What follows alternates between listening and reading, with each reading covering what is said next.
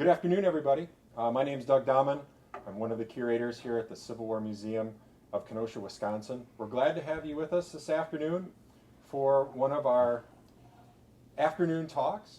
Today we have with us Mr. Lance Herdegen. Hi, Doug. Hi, Lance. How you doing? I'm good. We're glad to have Lance here with us today. He's going to touch on both of our favorite topics, something that's near and dear to both of our hearts, and that's beer. We're going to talk about the role of beer in the Civil War and for the Civil War soldier, how they got about it, how they consumed it, what they thought about it. It's going to be an interesting talk. I'm going to read Lance's bio. Lance has been a long-time supporter and great friend to our museum here in Kenosha, and we're happy to have him back again this afternoon. Lance Herdegen is an award-winning journalist and former director of the Institute of Civil War Studies at Carroll University.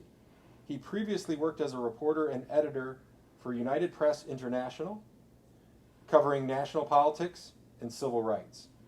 He's now the historical consultant for our own Civil War Museum of the Upper Midwest here in Kenosha. Lance is the author of many articles and books and is regarded as the national authority on the Iron Brigade of the West. Ladies and gentlemen, Lance Herdegen. Oh, that's very kind, Doug, very kind. I should have put a section in that bio about my UPI days. I was a national beer writer. So I come upon this with a certain authority, I guess. Probably the best 3 years of my UPI career was writing about the national beer industry. It also is important because what happened is my grandfather was built those kettles that they make beer in, and was good friends in the early days of the century with Miller and Pabst and Anheuser-Busch, because he worked all over the country putting in beer kettles. Well, when you mention that when you're talking to a beer president someplace, you get a quick schooner of beer, and that's always good. So this beer is an interesting topic to me because of that, because I think it's one of those social things that we take for granted and we don't really realize how popular it became. You know, when we talk about the Civil War, it seems so distant today. We drive on streets named after Civil War heroes. We have monuments, Civil War museums, in fact, and cemeteries. And as historians, we like to talk about the various inventions of the war: submarines, aerial observation, repeating rifles, and yet overlook common truths of change that still affect us today. The war and social structure was critical because the veterans brought home a new sense of nation in many ways. They had seen the country and marched over it, and they shared a common view of what they thought the future of the country should be. And they spent the rest of their lives trying to shape it. But sometimes we overlook one of the strange aspects of the war and how things change and we don't really recognize it, and that is the spread and the appreciation of beer, a topic dear to our hearts today. So what was the state of brewing before the Civil War? It tended to be local. Brewers began in Wisconsin in the 1830s and were much as part of Wisconsin communities as churches and schools. They provided steady employment for workers, and they bought grain from local farmers. Brewing was ultimately intimately tied to the Wisconsin people, particularly the German immigrants who came with an understanding. When the Germans came to Wisconsin, Milwaukee was, by 1850, was already contending with St. Louis for be the brew capital of Wisconsin, and other cities claimed it too, but I'm from Wisconsin. I tend to call Milwaukee the beer capital of the world, in my mind. And these Germans were experienced brewmasters. They came from the old country with skills. They were hired quickly by owners of breweries, both because they didn't need to be trained and they knew what they were doing. They combined with the Milwaukee's abundant resources of the time. You know, you have to have good water to have good beer.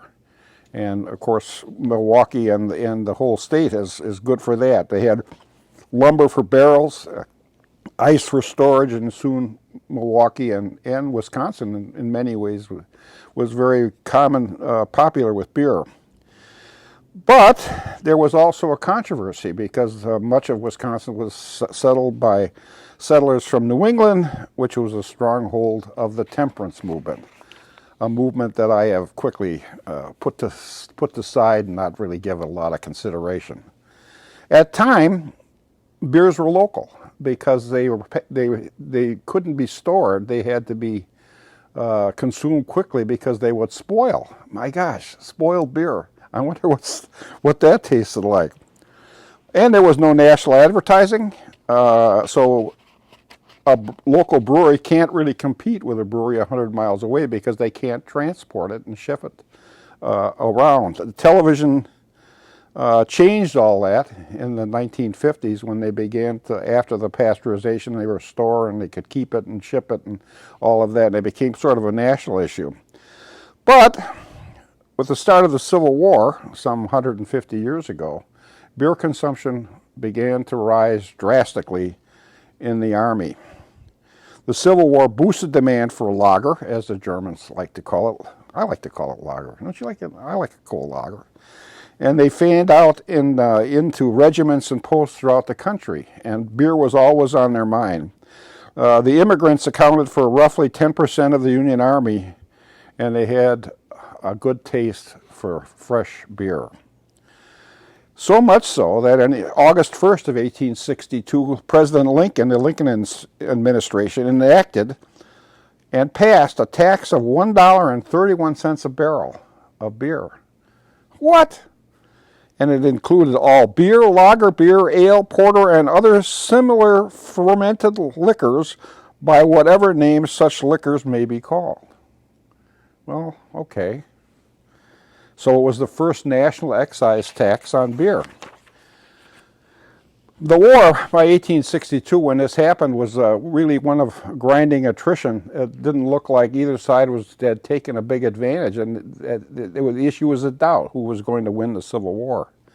Simply put, it looked like it was going to be a long war, and the excise tax on beer was put on it to help pay for the cost. What? So they put this tax on in 1862, and by 1865, the last year of the war, the federal government was taxing more than 3.6 million barrels of beer. Who in the heck is drinking all that beer? And that statistics come from the United States Brewers Association, which was founded in 1862 and became known by the name it is now 2 years later. So what was it like? One soldier from St. Louis wrote home, everybody needed beer. Everybody needed beer. Some say that today. Everybody needs beer. It relieved a tedium and terror, and after the return home after the war, they were sure to look up sources of lager, fresh lager, and that became a accepted pastime drink, I guess, as part of the war. So there's a little reference to beer, such in Civil War. We have these wonderful slideshows of showing Civil War soldiers drinking. Oh my God, Civil War soldiers actually drinking something other than a cool lager at the end of the day? Well, anyway, they did. But it seemed, if you watch the Civil War series by Ken Burns, and they touched on the drinking problem in the armies on both sides. But at first glance, according to Burns, it seemed the only person responsible for consuming the entire country's output of alcohol was U.S. Grant. Was Grant a drunk? Did he ever drink? Maybe, I think.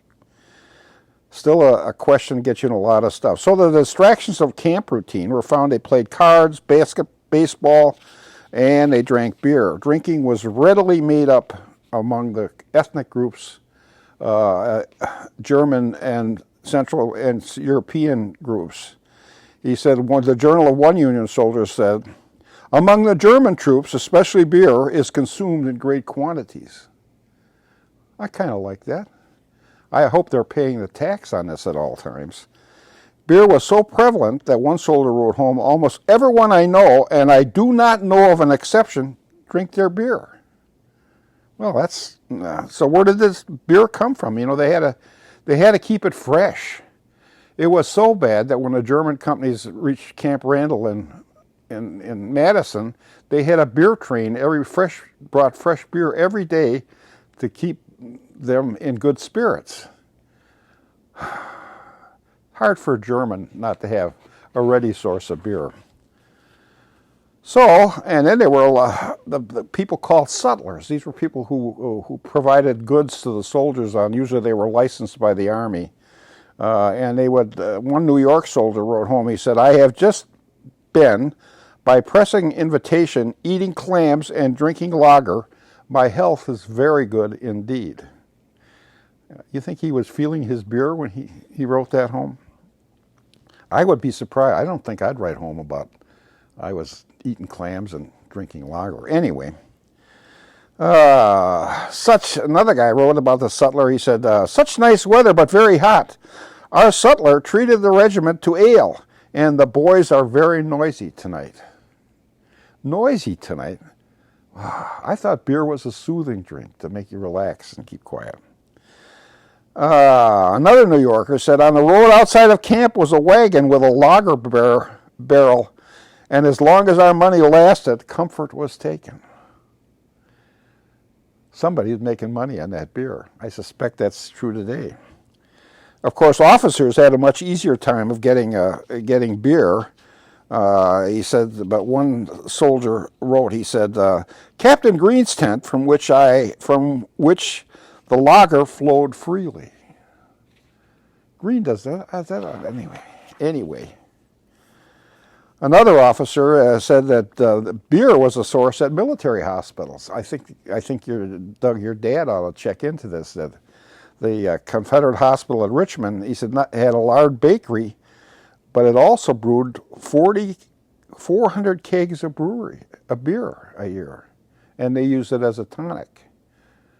I don't know if I should tell you this. My grandfather said that beer was second only to mother's milk in healthful means. Anyway, so getting beer was for common soldiers were often difficult. So they would, when they were marching around, one regiment was marching through a small town and noticed barrels of beer stacked in front of a store. They diverted the merchant's attention, and they were long gone when the proprietor discovered an empty keg had been substituted for a full one. What is that? A full one. Another Pennsylvania regiment headed for Baltimore stole a keg of beer and brought it aboard their troop train. And then once they were under movement, on a very hot day, they decided, well, we have to open the beer, but they didn't quite know how to open the barrel. So one of the soldiers hit the top of it with a musket butt. And what happened next was the beer shot up into the air 15 feet like a fountain and fell foaming on everyone's person. Very little of the beer was left. The moral of that story is that if you're having a barrel of beer on a warm train, don't break the top open to have a little trouble. The 48th New York was stationed on an island in 1862 and a ship sank and barrels of beer washed ashore. The commander was a well-known minister, and it was much to his chagrin and disgust when he reported that his troops got gloriously drunk. How'd you like to be sitting on the shore, and all of a sudden a couple barrels of beer float by you? I mean, what a temptation. And it was not just constricted to kegs. There's a reference to Company B having a game of 10 pins with cannonballs and beer bottles in the company street. I don't know, if you hit a beer bottle with a cannonball, it's not exactly a safe way. Temperance-minded officers tried to ban drinking, and it was always a failure because there was so much available. One private wrote in Washington, he said, "There are whole platoons of saloons, and then more liquor stores, and then traveling on, you just begin to become to the saloons." Washington must have been an interesting place in the Civil War. And then there was the famous division of Louis Blinker, a German who was a socialist who fled to America after the revolutions of 1848. He commanded 2 brigades, and most of the regiments in the brigade were German. And it was, as was the custom, beer was freshly supplied. A Wisconsin boy with a Germanic background and a properly soldier attitude could go to the Blinkers camp on a regular basis, and many who did not belong to the German division were all filled up on lager beer. So you could get a drink, he said, and we sang funny songs on the way back to our camp. Funny songs on the way back to our camp. An Irishman, Johnny the Tough One Cook of the 6th Wisconsin, he said he had cheek, which was necessary to have in the Army. When plenty of the boys were dry, I was wet. Some are awful slow in getting around. And I'm sure the people of Pottsville, Pennsylvania, hosted a few Eagle Brewery beers during Lee's retreat after Gettysburg in 1863, and it's the oldest brewery in Wisconsin, in America, still operating, and is known as Yuengling for the founder's name. And that's the story of beer in Wisconsin, and it brings fond memories to me to this day. Thank you. Lance, I think what we'd like to do next is take any questions that might have come through via the Facebook platform this afternoon during your talk. But just to kind of get the ball rolling a little bit, can you talk a little bit about the German population in Wisconsin and in Milwaukee just before the Civil War? Yeah, it was very heavy. The Union Army was, they say it was 10% was made up of Germans. In Germans you can kind of mix around. It's kind of a loose term for a number of nationalities. But Milwaukee was known as the German Athens because it was, at one time it had 10 German language newspapers, and it wasn't a very big city at those times, but not by our comparisons. So there were beer all over. My grandfather loved Lithia, which was brewed in West Bend, Wisconsin, and it was a very gentle Bavarian-style beer. And so it's hard for me to separate that because my family, of course, drank beer, and because of our nationality, I'm German, pretty much on both sides. And we drank we drank at home. It was a social thing as well as. I'm thinking now, my grandfather said that he was going into a beer garden in Milwaukee, and he noticed his wife-to-be, my grandmother, and he said that she was giving him the big eye, and that's how they met. I don't know. Maybe that's a little too personal. Now, how about within the Iron Brigade? There were 3 regiments. Yeah, a lot of Germans mixed in. There were a couple German companies, actual full German companies, and but even in the individual ranks, they had Germans and I suspect they liked their beer as well. And there's a corner in Madison near Camp Randall where there were 4 saloons on 4 sides of the corner, and to this day it's called Union's Corner, and nobody knew why. Well, the fact of the matter is it was a place you could get a good glass of beer. So it's fun to talk about the beer industry and all of that as we go around, and we forget, it made beer popular because people who of other nationalities who would never get a taste for beer or even enjoy it, or suddenly when they got home they started looking around where they could get beer, and then the brewery industry began to expand. It's kind of what's happening now at the craft breweries. Right. Remember we did this talk in the craft brewery here in Kenosha. Yeah, public craft brewery. Oh yeah, man, and they gave me a big schooner of beer right off the bat, and then they brought me one in the middle of the talk. And by the end of the talk, I was really good. I was really good, and it was going over well because everybody in the audience was also on their 3rd beer. Somehow that talk seems to become more interesting as we go along. Right. Now, some friends of ours at the National Museum of Civil War Medicine in Frederick had partnered up with a local brewery, and they were producing beer using original 19th century recipes. And it was an interesting taste. It certainly was much different than I think what we think of beer. Why is it? In what way? It's not as light, right? It's Yeah, heavier. it was a heavier beer. Yeah. And I don't. It wasn't really as sweet, I don't think, as some of the beer that I today. It definitely was not recognizable. You could buy 6-packs of it there at the museum. They were using Wait, it as a wait. fundraiser. You could buy 6-packs and you didn't bring one home for me? Well, I tried, but it didn't make the trip. It was a long trip and a dry one, right? So there are places out there that are still brewing using the original 19th century. Yeah, there's one of them recipes. there's fully one in Wisconsin. A small brewery is using an Abraham Lincoln recipe, but I haven't tasted it, so I do not know. Yeah, it'd be interesting for someone that, like at Public, someone who's in the beer industry, to be able to identify these are the what is done differently today to give it a different taste. Yeah, I think so too. They drank beer warm too. We're not used to that. And we have a question. We have a couple questions. Yeah, a guy by the name of John Thielman from Milwaukee. You might know this man. I happen to know him. A fine fellow he is. And he asks via the Facebook platform, did the Milwaukee breweries ship beer beyond Madison to the troops?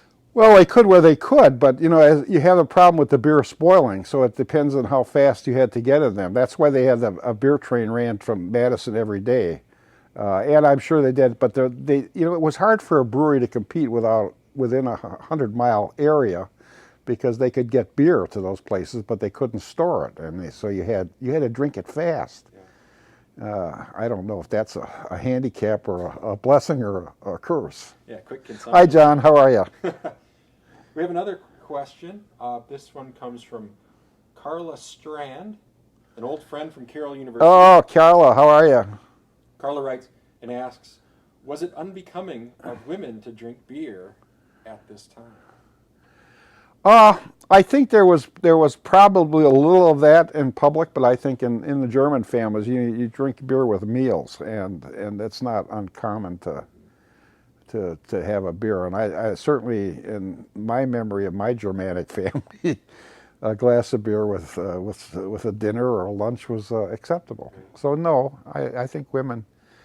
Did they work in the brewing industry? Maybe a little, saloon, in the saloon thing, but no, not as common as it was today. And Carla, you're doing great work out there. Keep it going. Lance, do you know, in Milwaukee, what is the oldest continuous running brewery? Is there one that's still in operation today that's started? It all kind of got crazy in that period when I was covering the brewing industry, because breweries were buying and selling each other. And the big major one that went down was the Joseph Schlitz Brewing Company, and I had to cover that in my time. And then of course there was then Stroh's and all those different breweries were connecting at that. So it's not I don't know.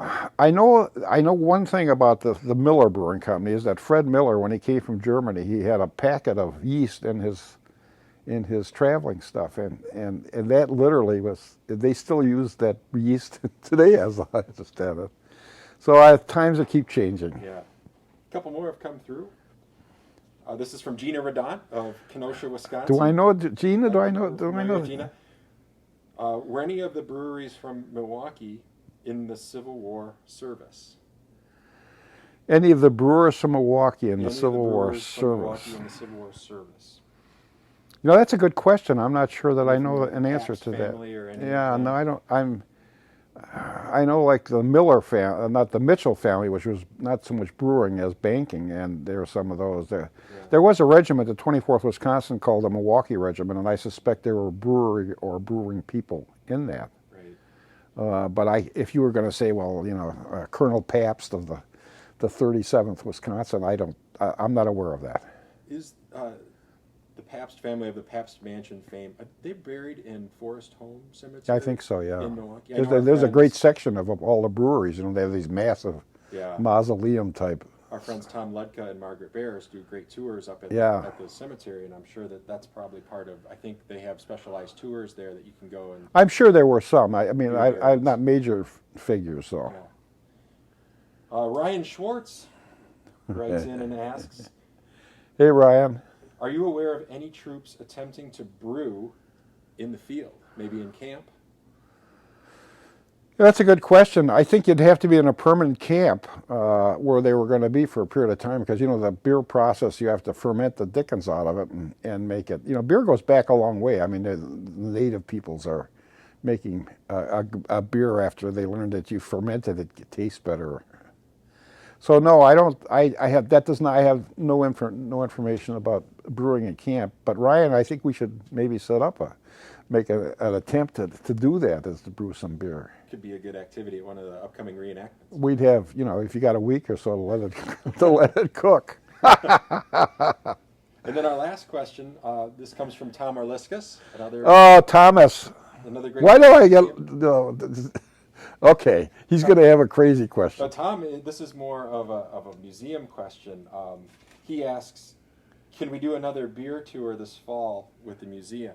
So there are so many great nano breweries, craft breweries here in Kenosha. Yes. Our friends at Public Craft Brewing are actually moving into a new space downtown here in Kenosha, probably about 4 or 5 blocks from where our museum is. They are renovating one of the old department stores here in town and they'd really outgrown the space. They'd become so popular here locally that they're moving to a much larger facility.